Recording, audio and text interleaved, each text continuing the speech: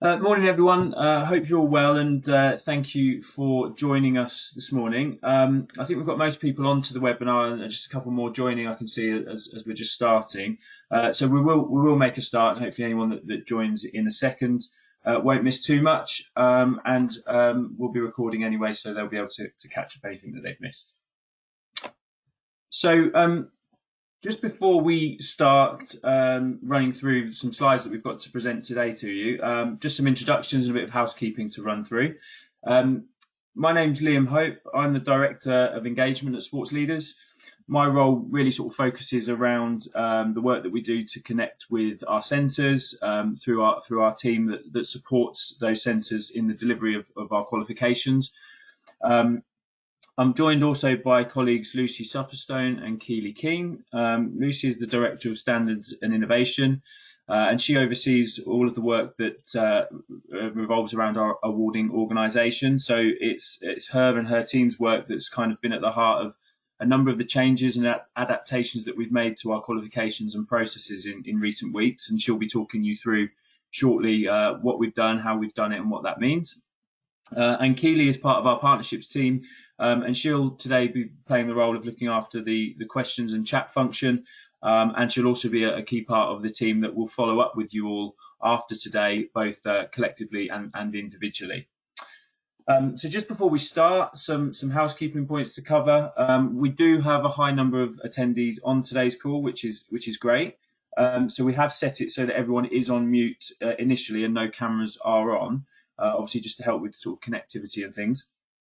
I've mentioned that a recording of these webinars will be available to you, as are the slides. The slides are actually in the handout section of your control panel. Now, if you're on a computer or a phone app, you should see that control panel available to you on the screen, and you should be able to see your name. And next to your name, there should be a hand symbol. So for clicking that hand symbol, obviously virtually kind of raises your hand to us, and we'll be able to see that you've done that. So that enables us, if we take questions at the end that you'd like to verbally give, then you can raise your hand and do so. But also we'll be able to take questions throughout. If you pop them into the questions function, which is in that control panel, we'll be able to field them, and we'll make sure that all attendees are able to understand the questions asked and the answers given. But just coming back to that hand symbol, just as a bit of a check, can I just check that people have found that, can see it and can use it? And if so, can you just raise your hand now just to show that, and so that you can hear me as well? Great, we've got some hands. I think that tends to be working okay, and obviously if you can just lower it once you've done that, then that's great. Great. Okay, right. So let's move on and go through what we have to cover today. So firstly, sort of there's a bit of an agenda. What we're aiming to cover today is listed here. Now, the main things are listed here, but essentially what we're talking about today is the journey that we've been on over the last few months and what that's meant. So what has the crisis meant for us as an awarding organisation? What the impact of the crisis has had on young people, on yourselves as centre staff and tutors and assessors and all sorts of different roles within your organisation, and why is the type of stuff that we offer through our qualifications really pertinent and relevant now more than ever, is our view. We'll then go on to focus on what changes and adaptations we've made to our sport and dance leadership qualifications for 2020-21, which we've just entered that year for us. Now, it's worth me just briefly saying that today won't hugely be focusing on some of our primary leadership professional qualifications, or our lowland leadership, or our maths, English and science qualifications under the leadership skills programme. But what I would say is that we are applying a number of the adaptations that we've made and principles that we've made to those changes to those qualifications as well. And so if you are a centre that delivers those, and you want to understand that, then do get in touch with us. But today we'll mainly be focusing on the sport and dance qualifications and the changes made to those qualifications, both on what we term as the RQF framework. So if you're in England, Wales or Ireland, then you would naturally be delivering on the RQF framework, or if you're in Scotland, on the SCQF framework. And you will find that there may be slightly different references to different levels, and that's just to cater for where the levels are different in Scotland. Any confusion on that, do just pop it in the chat, in the questions, and we'll clarify that. But just to make that point. And coming back to this agenda, the main points we want to get across today is how we have changed the qualifications to be COVID-19 friendly. But the key point that we want to make towards the end of the presentation is that we've created a set of resources and a number of things to help you understand those changes clearly and deliver the qualification safely on the back of today's webinar, really. So we have summarised those into resources that we'll be running through as well, and when I jump back into the presentation, that will be my role to do that. So that's a bit of an agenda, and I'm going to pass over now to Lucy, who will start to run through the first part of that. Thanks, Liam. Hi everyone, thanks ever so much for joining this morning. I hope you've managed to have some time off over the summer and prepare yourselves for either having returned already if you're a Scottish centre, or obviously returning in the next week and a half or so to the new normal that is going to be education and community delivery moving forwards. So what we really wanted to share with you is, to begin with, what has COVID-19 meant for ourselves, and what have we actually been doing over the last 6 months to prepare so that you can continue to do the great work that is being carried out there with young people and creating the sports leaders and dance leaders of 2020-2021. So to begin with, we obviously found out at the same time as everyone else at the end of March, so 20th of March, that date will be etched forever in our brains, I think. But the 20th of March came round and lockdown happened. And obviously that meant that we had to really think about how we can support centres and to support our learners that are going through the qualifications.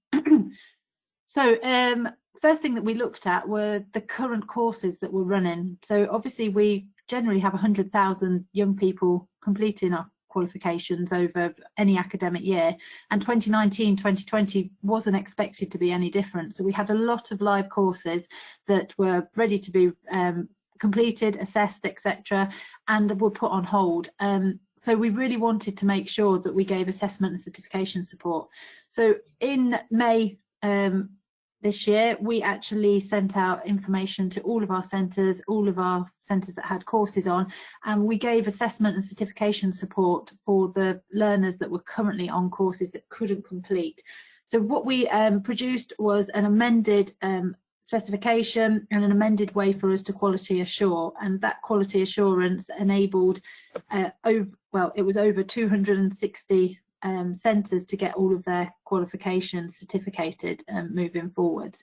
So that has obviously been taken up greatly, and what we're now looking for is that if anybody is still in that situation, that you have 2019-2020 courses outstanding with learners on, you need to get in touch with us and let us know what your plans are. And there were two options really for that. First of all, it is to assess now and to get them certificated. The second option is to delay assessment because you might have your learners moving forward. They might be in their second year of study with you, and you can actually assess them and certificate them in the coming months or over the next academic year. So if any of you are in the situation that you actually have learners that are still on courses that haven't completed, please do get in touch with us and we can support you to get them to the point that you can certificate and make that decision on whether they should have passed the course or not. So that was the first area of work that we did as an awarding organisation. In relation to being an awarding organisation, we also had regulatory changes that came in from the crisis. So every single regulator that we work with, so Ofqual, SEA, the SCQF and Qualifications Wales, all of them responded fairly rapidly to the situation that was happening. And obviously they've all got a lot of things on their plate at the moment, as you would have seen with all A-levels, GCSEs and BTECs, etc. But the first response they did is they put an emergency regulatory framework in, which actually enabled us to create the amended specifications and to be flexible so we don't disadvantage anyone moving forward. So all of our qualifications now and the changes we've made for 2020-2021, they all are within the extraordinary regulatory framework that has been produced by the regulators. So the regulators have responded. We are still abiding by the conditions that they've actually put across, and that means that our qualifications are still valid and reliable moving into the new academic year. From a actual delivery point of view, we wanted to support, first of all, the centre and also the learners in the current situation. So in May, we released a free Raising Resilience learning resource. Sorry, that was actually in April. We had a free Raising Resilience learning resource for centres. It's still available. It's still on Leap. And it is a unit that really gets the young person to think about what is the importance of resilience for them to cope with what has happened over the last 5 to 6 months. As I say, that actually is a standalone module, and it has got a certificate at the end of it. Please access it, use it with your young people. It's learner facing, so they can actually go and use that away from the education organisation you're within, or you can actually deliver that with them face to face. Once we had created this in April, we responded to centres saying that they actually needed more digital learning that could be done around thinking about the skills that should be developed during school time, during education time. So we created a new product which was called I Can, I Am Resilience Education Programme, and we've already had over 6,000 young people completing this over the last 5 to 6 months. The I Can, I Am Resilience Education Programme is 10 sessions that literally takes them through what are the issues that have surrounded the current climate and how they can use skills to develop themselves and progress in the future and help their community rebuild once they get back into whatever the new normal is like. So that's available still. We are putting on some webinars about that programme in the next month or so, and we'll give you some more information on that if you keep an eye on our website and on our Twitter feed, etc. The final thing that we've been working on is actually thinking forwards and trying to be proactive and how we can support centres, new and old, to actually deliver sports leadership qualifications, which, let's be honest, at the end of the day is an achievement that young people can trust and can actually take with them moving forwards and to help them to progress. So we launched a project 2020-2021, which the main aim of it was to enable, like Liam's already said, it's actually to make our qualifications and our awards so that they are COVID-19 friendly, and that centres can continue to deliver them and ensure that the learners are still gaining the same skills and still are as competent as they were previously when they were certificated. So that's what we'll be talking about throughout this presentation. Next slide, please, Liam. So just to take us back to the start, we really wanted to think about what is the effect of COVID-19 on young people and really think about how we can support them through the qualifications and awards moving forward. So we started really with research and insight to decide how we can support centres and learners to make sure that they are getting the most learning about skills and about leadership skills moving forwards. So insight and research, we all know that this period has been 4 times longer than the usual summer holidays. So majority of young people have had interruption to learning for what will be up to 24 weeks. So it could be 20 weeks within Scotland, and actually everybody else it is going to be around 23, 24 weeks. This is 4 times longer than the usual 6-week summer holidays. I think we've all been accustomed to understanding that over that summer period, for some young people, for many young people, there is summer learning loss that occurs.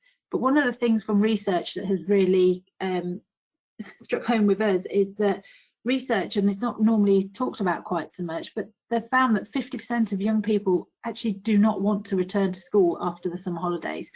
And so they really want to be having an issue, they have an issue with re-engaging back into education. We kind of sat there and thought, what we need to be able to help centres do is to help them to re-engage them through leadership qualifications and awards. So how can we do that, and what is the cause of these young people not wanting to return to school? We did actually find some research that was carried out over in America by Harvard University, and it was based around disruption to learning of 2 to 3 weeks, based on crisis, but not pandemics. There is no pandemic research so far. I'm sure there'll be some coming out soon, but it was actually based on things like hurricanes and natural disasters, and that disruption to learning being caused that schools have to shut, etc. And what they found, that after only 3 weeks of disruption to learning, and that not being the normal form of learning that they would normally do, it caused toxic stress in young people and actually in teachers and deliverers. But toxic stress in particular heightens a state of anxiety for these young people, and that is what will be causing a lot of the reason for young people not to want to return to education moving forwards. We obviously were quite shocked by this. We were quite worried what was going to happen with all those young people. There's around 4 million young people that will be in the 14 to 16 category moving forward. So that is a lot of young people that are going to be feeling very stressed about coming back to education. So we were worried, what can we do about this? How can we help centres to do it? And well, there is light at the end of the tunnel. What they found in the research is that if you actually give those young people purpose, and you give those young people understanding of how to re-engage back into education, that they can actually reduce the effect of the toxic stress. If the young people are left for just to continue into education with no support at all, that toxic stress can cause a reduction in their ability to learn for up to 5 years. However, by giving them purpose through going on a course like a sports or dance leadership course, it actually gives them empowerment, and the young people can really help their own mental resilience moving forward. And programs that cause resilience building actually will reduce that amount of effect of the toxic stress. So we really felt that one thing we really needed to be happening is that all of you that are delivering sports and leadership qualifications need to continue doing this, as it is a really good way to engage. We also know that the issue can be multiplied for children from poorer backgrounds, and so we need to make it accessible for them. And we know that young people themselves, the insight we've got from young people themselves, they're feeling a sense of helplessness and not in control. And if we're being totally honest, that's probably not going to have been helped over the last couple of weeks with the results that have come out with A-levels, GCSEs, etc.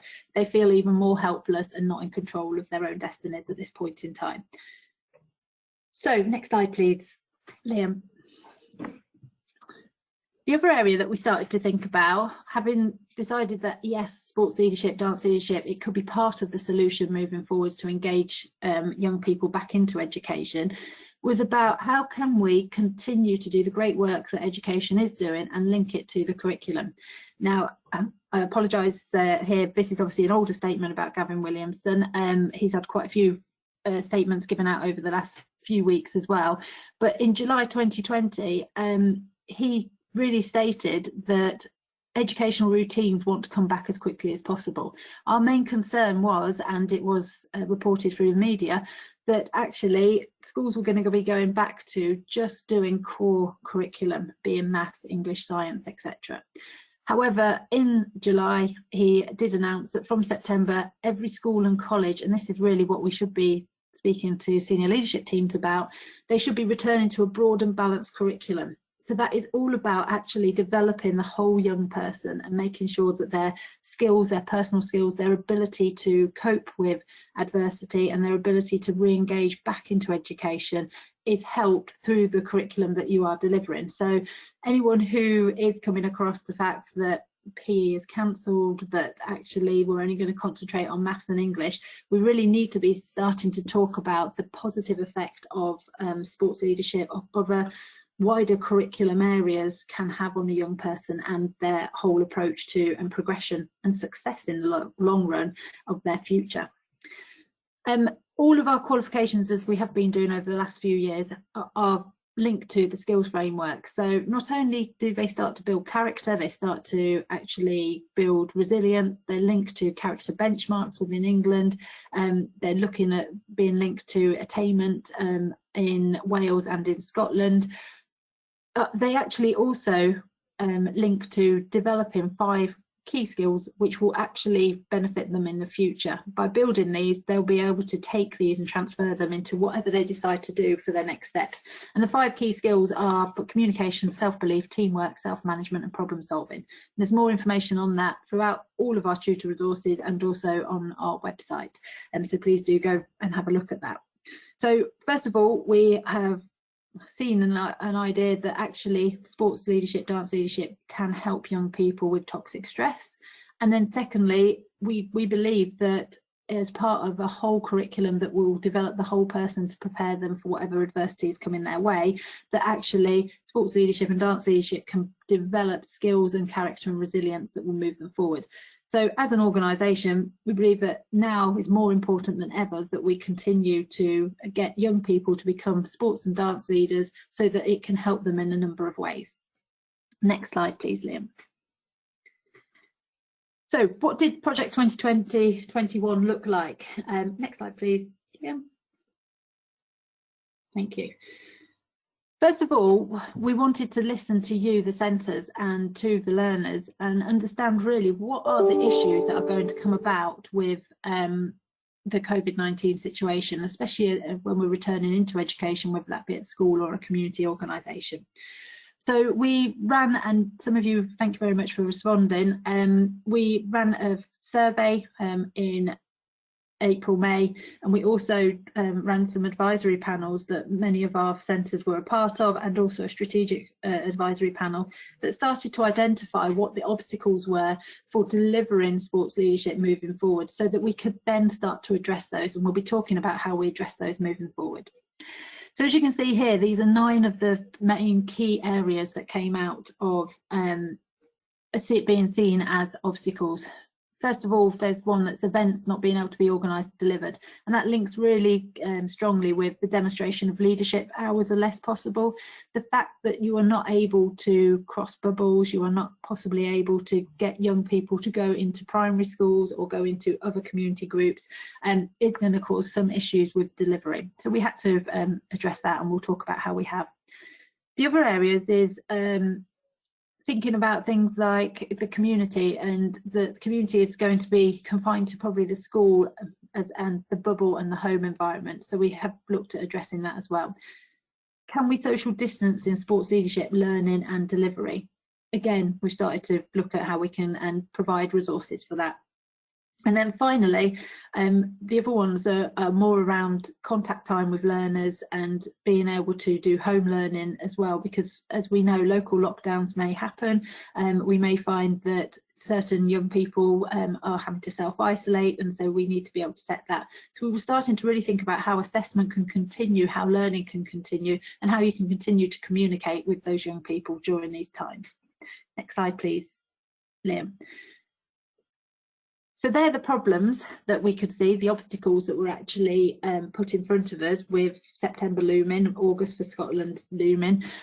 We wanted to think of ways that we could support you to actually be able to continue to deliver, and use that term COVID-19 friendly to make sure that you are confident that it can be delivered in whatever situation you find yourself in. So what we've done is we've actually amended our qualifications and amended a lot of our resources, which Liam will talk about. The key things that have changed, so there's a list here. First of all, we've got all new extraordinary amended specifications in place for 2020-2021, and I'll go on to talk about that in a minute. Our tutor resources have been amended. Our assessment requirements have actually been adapted to make sure that no one is disadvantaged. Our demonstration of leadership hours requirements have been reduced for 2020-21, and also a new quality assurance process has been put in place for 2020 and 2021. And although it says new, it's actually an adapted one, so a lot of it is very familiar to you. It's just making sure that we can do things digitally and we can provide the service that we've always provided for you. Next slide, please, Liam. Thank you. So to begin with, the extraordinary amended specifications, every single sport and dance qualification has been amended now, and they're all available on LEAP, as it says here, and through the website.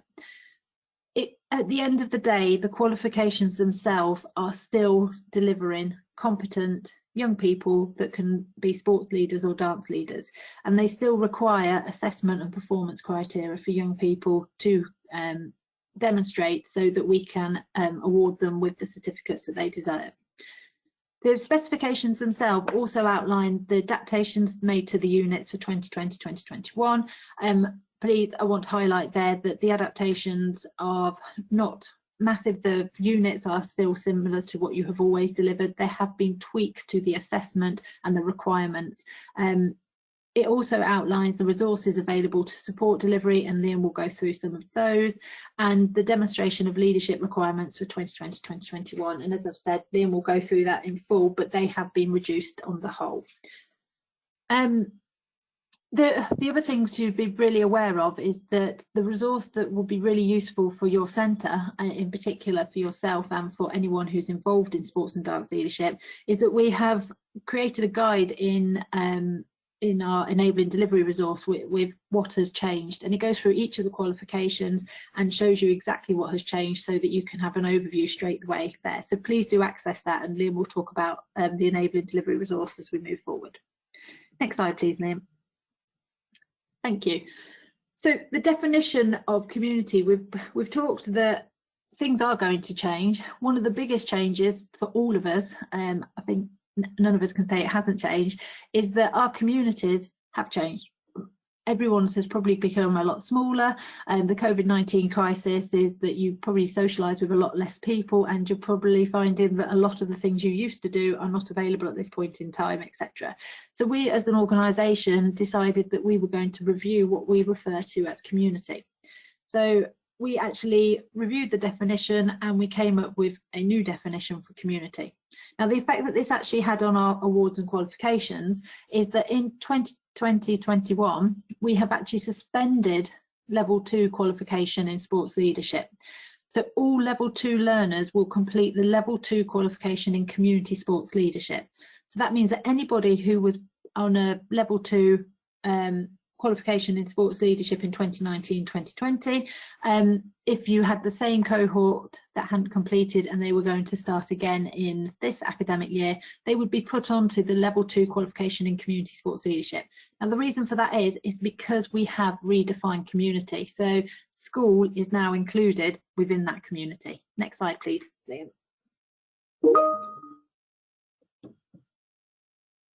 Just had a reminder from Liam, and I apologise to everyone in Scotland. It's not level 2 is your level 5 in Scotland, so it's a level 2, a level 5 in Scotland. So definitions and examples of your community. So the community name and group here. So we've actually decided that there are 4 areas of community now. Education environment. We know that all education environments, majority of them are probably going to be working in bubbles or within this whole school as a bubble in Scotland in particular. So they're going to be working in set groups at schools and they won't be crossing over into that. In community definition, a social bubble will also be included. So the extended group of people who may be supported. So depending on government guidance at the time, it could be at a local area that actually social bubble doesn't exist at that point in time because there's local lockdowns. At other times, the social bubble might include that you can meet with X amount of households, etc. The home environment, your family or permanent home group that you actually live with. So that will be part of the community. So you might be delivering your sport or dance leadership within any one of these areas. And then finally, social media or digital environment. We know that over the last 5 months, and we've had shown to us by some fantastic centres who have managed to get assessment done even in this adversity that's been happening, the crisis that's been happening, that social media and digital environment has been used to deliver different types of leadership sessions. So all of these community groups are classed now within definitions, the definition of community, and that is why we have now got at level 2, every single one of our learners will become a level 2 qualification in community sports leadership, and they will become a community sports leader. So because they will be delivering their demonstration of hours in any one of these community groups. Next slide, please, Liam. So the qualification changes have been outlined in the specifications. The definition of communication has caused a look at how we certificate level 2. But one of the things that we were really aware of is that over the last 5 months, a lot of centres have been asking to be able to set more work that can be completed at home digitally or actually as part of a workbook. So the team's been working really hard over the last probably 10 to 12 weeks, and we've been looking at creating learner challenges. And these learner challenges are all completely free to every centre. You can access them through Leap and through your own each of the qualifications that you have access to. But the learner challenges in particular, they're learner facing. They can be delivered digitally because they are enabled for digital from PDF. They've also got a Google Docs version, and they've also got a printable version, so you can access them. Each of the challenges themselves, once they're completed, they also have associated with them an award certificate. So the challenge will actually allow the individual to achieve something at the end of it and to recognise the learning that has taken place. So, for example, here they are at level 1, 2, 3, or level 4, 5 and 6, and you can choose which ones you want to do. None of these are mandatory. If you decide to just deliver how you've always delivered using the new adapted resources, etc., that's absolutely fine. But we wanted to provide something that will help young people in particular to come to terms with what sports leadership and dance leadership means within a COVID-19 environment. I'll go on to the next slide, please, Liam. Thank you. All of the learner challenges are actually, they are quoted throughout the Tutor Resources. They are actually referenced throughout the LERs as well. And the learner challenges themselves, they get the young person to work through them. And this is why they could be set as additional out of education resources to be used, and could be part of your digital engagement plan for if we did have a lockdown again. As you can see here, they're all available. Please do go and have a look. They take roughly an hour to an hour and a half for each young person to complete, and as I said already, at the end of it they will actually be able to achieve an award. This is not something for tutors to have to think they need to go through, assess, etc. It is something that if you believe they have completed the challenge and that the workbook looks like that, and you believe they've taken on some learning, you can award them with the achievement certificate at the end. Next slide, please, Liam. So finally, the review that we've been doing most recently is around our quality assurance review. Obviously, the current climate has actually meant that we've been required since March to adapt our quality assurance processes. And the quality assurance team has been working relentlessly to support centres in 2020 to 21 to be able to continue to deliver and to also certificate for 1920 the learners that had completed. And as I previously said, we've had over nearly 300 centres that have been going through quality assurance during this time. What we've been doing and looking at for quality assurance, because we do need to change it, we need to make it so that it can be delivered digitally. We understand that we're not going to be able to go and do our practices as usual and do our service as usual. For example, coming and have face-to-face meetings is not going to be easy. We've been reviewing it with 3 key principles in mind.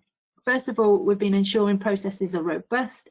We've then actually been making sure that processes do not place too much burden on the centre themselves. And that's a very regulatory term, but really it's about making sure we're not asking you to do even more than you've been asked to do before, and that what we do ask you to do has purpose at the end of it. And thirdly, we're ensuring that processes are digital first. And that's really important, that you can actually as a centre access that digitally, and we can keep our staff safe as well and ensure that that is happening for them to be able to complete the service and get the certificates to the learners. So the new QA process was reviewed over July and it was available from the 1st of August. If we can go on to the next slide, please, Liam. Thank you. And what has come out of that is actually something that isn't very different to what you were doing before. It is using those 3 principles. It is, in simple terms, a 4-stage QA process that every centre, when you're delivering your qualifications for this year, you will be required to go through these 4 stages: centre approval, mandatory tutor training, delivering and assessing, the IB process in particular to do with that, and then finally the quality assurance review. So as I say, it's not very different to what it was before. We are just trying to support you through that digitally and ensure that you can access everything as you move forwards. There are, and Liam will mention this at the end, there are actually QA updates that are happening in the next month. So please, if you want more information on that, log on, and also the briefing for centres have been sent out recently that goes through each of these areas too. So please do have a look at that. One area I did want to pick up, because it is an area that has had no change to content really, but actually it has got quite a big change in process, is the mandatory tutor training. There are 3 elements, as there has always been: CCM, IB and tutor assessor, but the tutor assessor training itself is now a 2-hour webinar, which used to be a full-day training. It's still valid for 2 years. There is still refresher training available, but one of the biggest changes that you all will have noticed at the bottom of this, I'm sure, is that for 2020-21 all training is available for free. And so you can access that at any point. So never a better opportunity to get as many people as possible to get some more CPD under their belt and access how to deliver and tutor and assess in particular leadership qualifications. Next slide, please, Liam. And I think I'm handing over to you, so thank you. Thanks, Lucy. Right, so hopefully we've got to a point at this stage where we've gone through giving you hopefully a good strong understanding of the sort of changes, adaptations that we've made to the qualifications, and I'm now just going to quickly talk to you about how we've put a set of resources together that helps guide you through that beyond today's webinar really, and so that you can really understand and have takeaways in terms of what's changed and what needs to be delivered under the new look qualifications. So first of all, as has been mentioned, the specifications have been updated, and they are always an essential resource that you as tutor assessors will need to understand when delivering the qualifications. It's important that you understand the framework that qualification is against. So we have created new specs for you for all of those qualifications, and as has been said, that they are on the website and within LEAP. But we do also recognise that for a lot of you, you will be used to delivering the qualifications against the spec that you know. And so what we've tried to do in these new specs and in the enabling delivery resource, which I'll mention a few times in the next few minutes, is to actually outline exactly where we've made changes and what learners now need to do to actually complete the qualification. So Lucy mentioned earlier that the support challenges are available to learners as well if they want to complete them, and they are listed within the spec as well. And they're also referenced in other tutor resources that you'll be able to access and the learner evidence records. But just in terms of this slide, we've just given you actually just a couple of screenshot examples of one of the pages of the specs and the enabling delivery resource. So we've got our sports leadership level 1 and our dance leadership level 4 in Scotland. And you can just see the way that we've outlined it is actually just to very clearly state where there's been changes, whether that be in terms of a name or a focus of a unit having changed, or a requirement of the unit having changed. So if you are very familiar with the spec as it once was, you should be able to see exactly where that's changed and how you can apply those changes to deliver again this year. So specs are obviously going to be very important to you in terms of planning and preparing for the course. Moving on to demonstration of leadership. So as has been mentioned, one of the most significant changes we've made has been when it comes to what's required of learners to complete the qualification in terms of their voluntary demonstration of leadership hours. So we recognise, as we mentioned earlier, that a number of the queries and concerns from centres in the last few months have been around this area, and just that question of just how can learners complete their hours in the current climate, with so many challenges in terms of sort of getting them deployed and suitably deployed to be able to complete events or different environments that they would traditionally deliver these hours in. So this slide outlines, first of all, the number of hours required for our sport and dance leadership qualifications in the extraordinary year of 2021. So you can see that level 1 and level 4 qualifications in Scotland will retain that 1 hour of leadership. But level 2, level 5 will be 2 hours, and level 3 or level 6 will be 4 hours. So some changes there that hopefully assist that requirement of the qualification. And within the enabling delivery resource, you will also find further guidance on exactly how that demonstration of leadership might now be able to be completed by learners at the moment. And the next slide just gives a little example of that. So in that enabling delivery resource, you will find things like this. So again, this is just a bit of a screen grab, but what we're providing for you is actually, on top of you knowing what needs to be delivered within the unit and the hours, is an example of what is required when it comes to that demonstration of leadership. So you can see that there's clear guidance to you as a tutor of what is required from the learners when it comes to demonstration of leadership. And we've even included some examples of how learners might be able to complete that unit at the moment. You don't have to follow that, but it's obviously trying to bring that to life in your understanding as a tutor.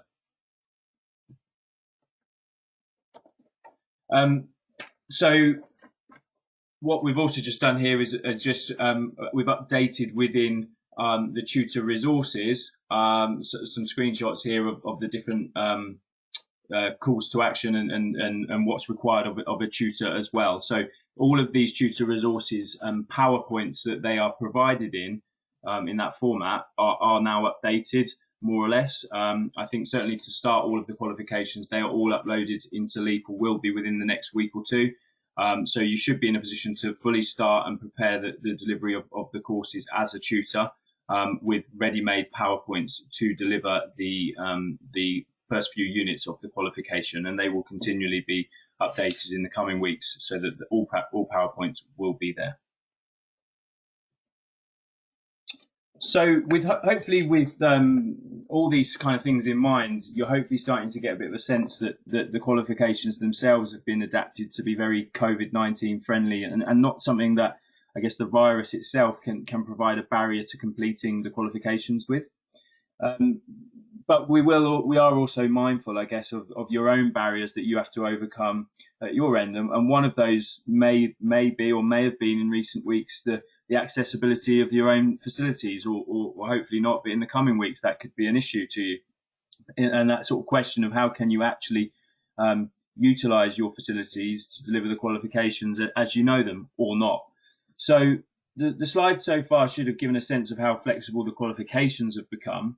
And what we're saying is that we will remain flexible when it comes to the uncertainty around things like facilities reopening. And what that means really is, as this slide shows, that there's probably three likely scenarios as we enter sort of a new academic year. And these are the positions that we would take in terms of supporting you to deliver qualifications. So what we're saying is, if facilities are accessible on a partial, if facilities can be open fully due to an eliminated threat of COVID-19, then we've provided and we will continue to provide resources and support to help you and learners re-engage with that sort of centre environment and undertake the qualifications in that way.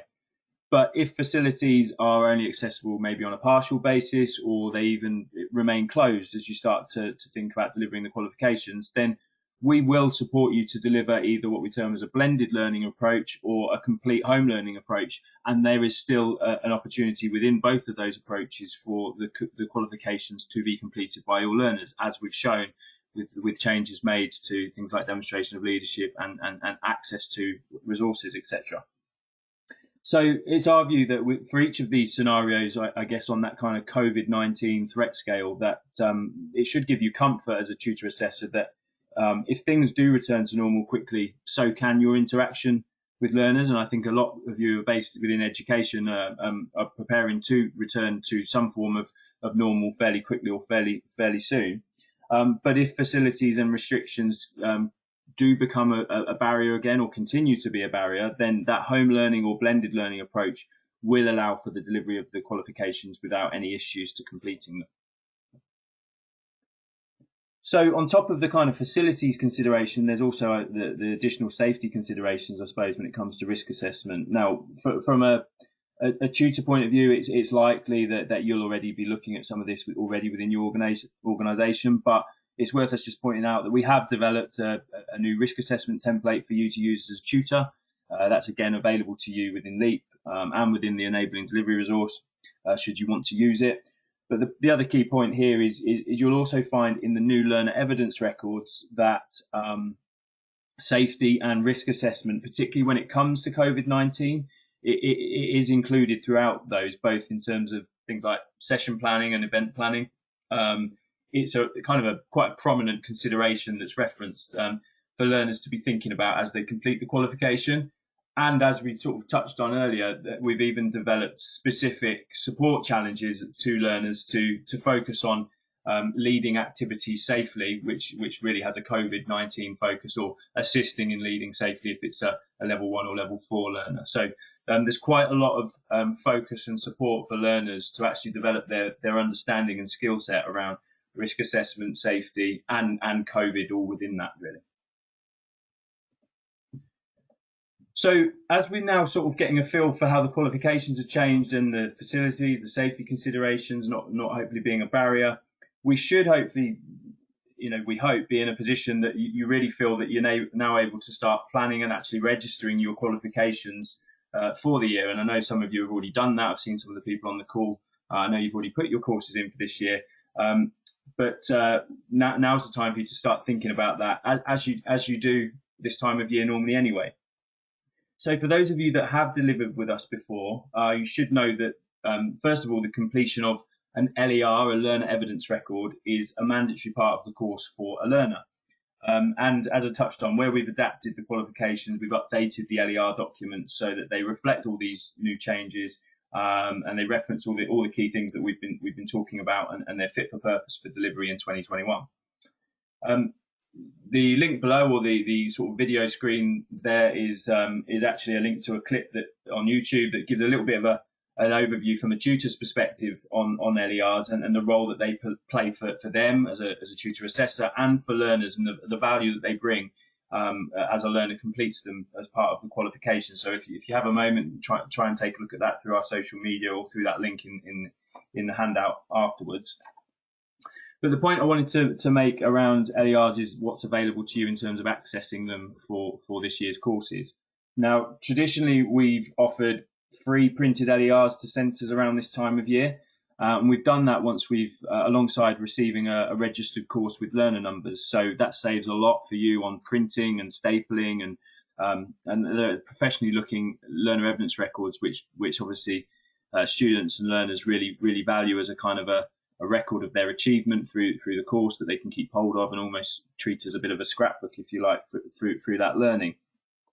So again, you will hopefully have seen on social media that we have the offer out there at the moment to provide free LERs to all centres on sport and dance leadership qualifications if they are able to register their courses with learner numbers before the deadline of the 25th of September.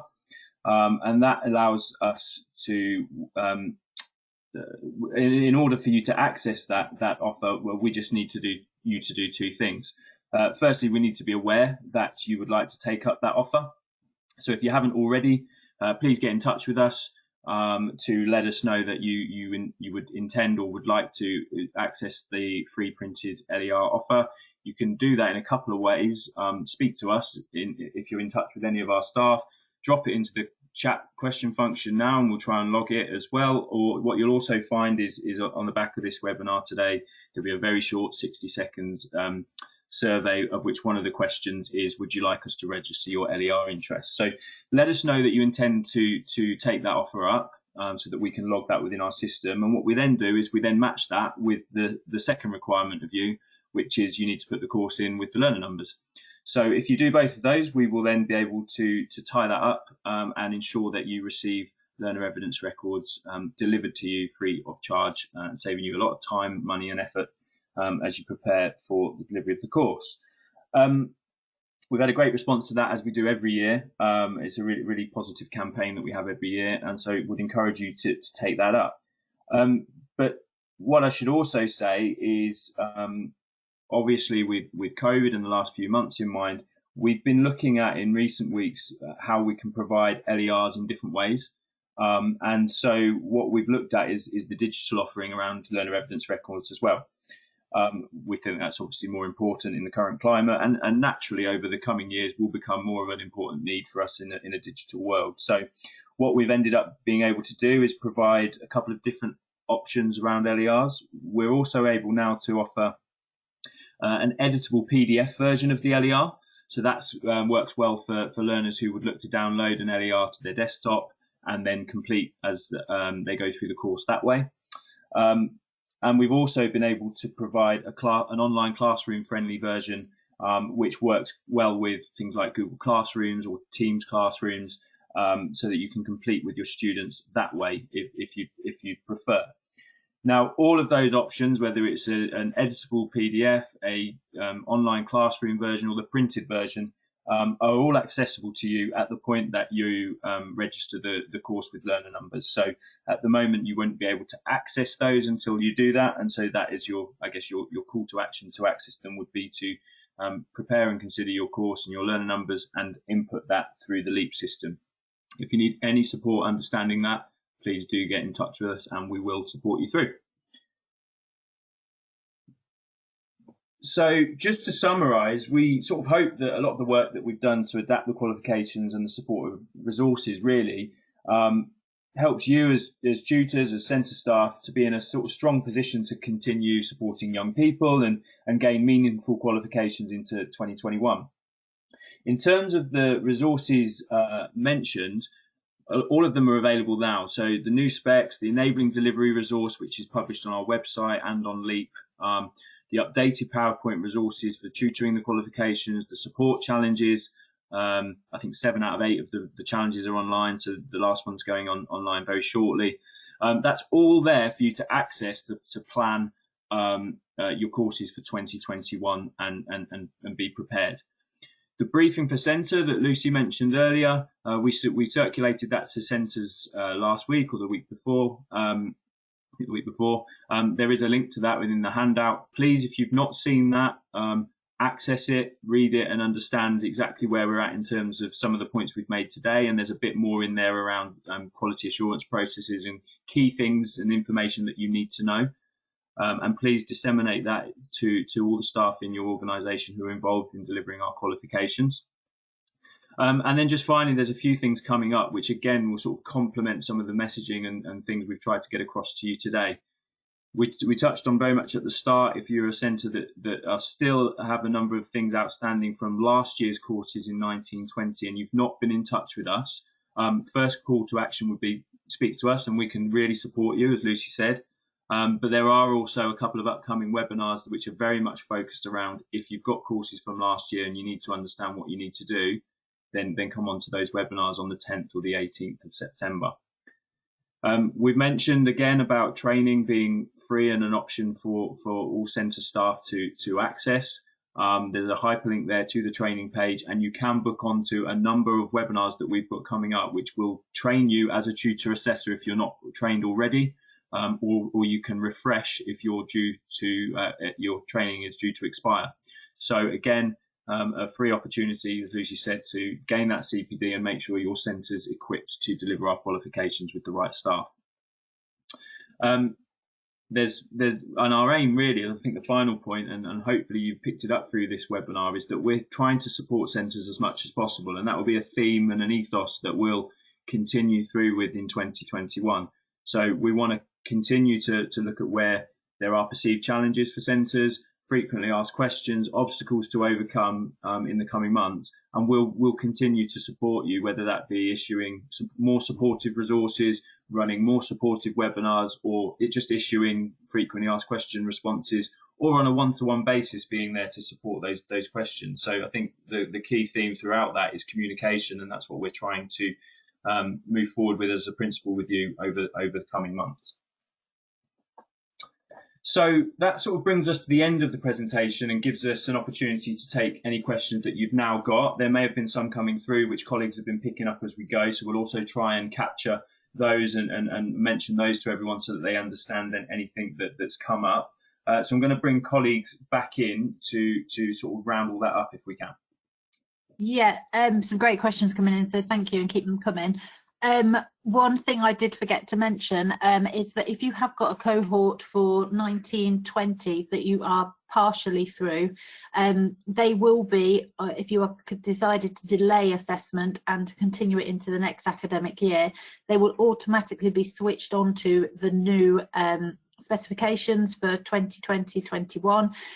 So if that's the situation and you have already started to fill your LERs, we are producing at the moment a bridging document. So it'll be a document that guides you of what you need to add to your current LERs from the new LERs to make sure that you meet the requirements in this unprecedented times, really. So we are guiding people with that. Please do attend one of the QA updates. The next two of them are going to be mainly focused on the 1920 courses and how to complete those. So please do access those. They will probably last 30 to 40 minutes each one of those, but it will be useful for you to understand fully how you can get those learners through. So there's been a few questions about that. Got a couple of questions around registering LER interest. So LER interest, please complete the evaluation at the end. You can register that there. If not, you can just email us on contact@sports. Is there any other way that they can do that?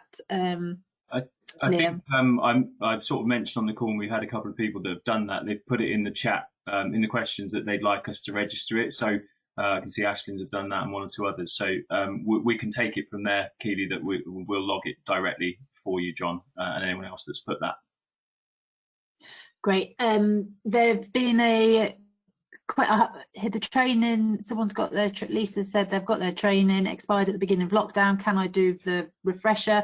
Absolutely, refresher training. There are already, Keely's answered this, but so everyone knows, refresher training is available as well to be booked onto. So please do get yourselves booked onto those. And Ben, you've asked a question of, is there anything in the current LERs that pupils do not need to complete? One of the things, as I've already mentioned, we are producing at the moment is that guidance of, if you've done these worksheets in this LER, what you need to complete to get to the new specification. That will be available by September the 1st, so that's being produced at the moment, or at least the first week of September.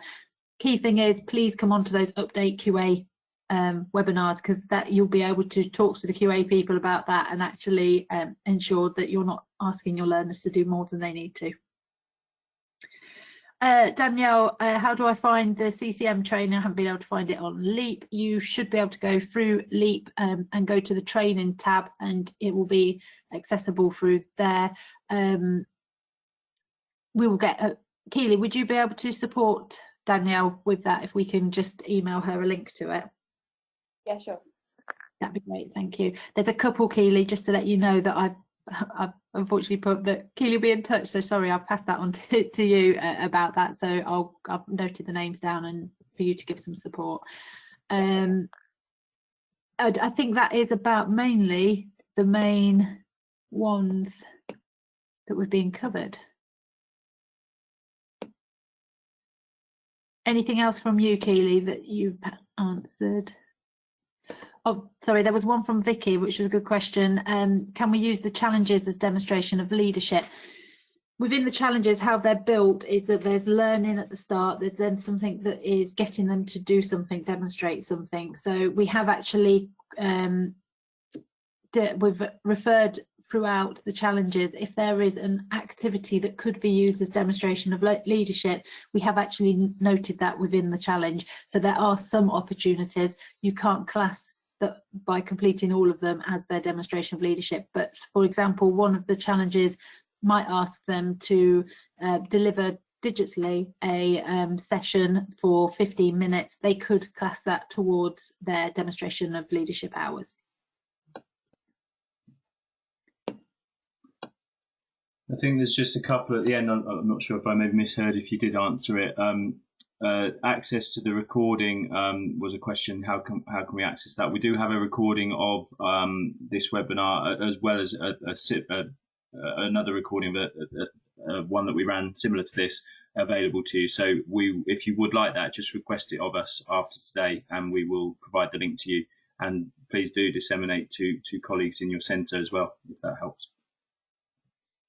Yeah, couple here, Nicole, about your learners not being able to complete the volunteering due to COVID. Please get in touch with us, because what we need to know is, A, are they still with you? Because if they are, we can look at helping them to get through on the new specification. If they're not with you, we need to talk to you about how we can actually assess them. We've got a new revised assessment way for the COVID-19 period. So Nicole, please do email us and we will give you support on that. And then secondly, Ben, we've got, how do we change the course end date? I filled in a delay my end date document in April and you've not heard anything. We are getting in touch with all of you that have done a delay in the next week and notifying you about the updates, and also asking you to revise your course dates, and it will mean that we can update it on there so that we can actually help you to aim for that for certification.